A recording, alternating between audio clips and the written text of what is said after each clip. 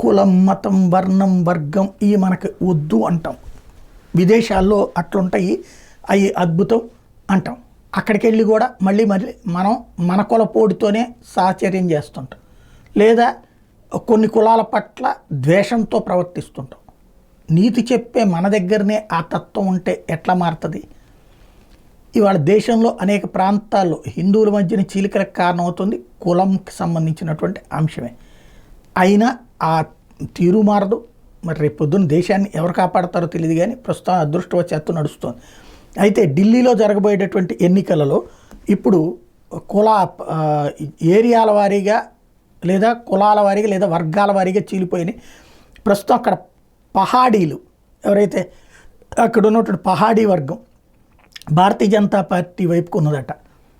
అలాగే పంజాబీ వర్గం ఆమ్ ఆద్మీ పార్టీకి అనుకూలంగా ఉందట. ఢిల్లీ వాసులు బీజేపీ పట్ల అభిమానంతో ఉంటే బెంగాల్ వాసులు కూడా బీజేపీ పట్లే ఉన్నారట.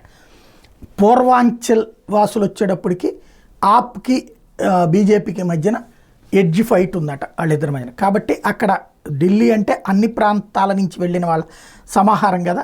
ఈ లెక్కల చూసుకున్నప్పుడు ఢిల్లీ ఎలక్షన్ ఇంపాక్ట్ ఎట్లుంటుందో చూడాలి.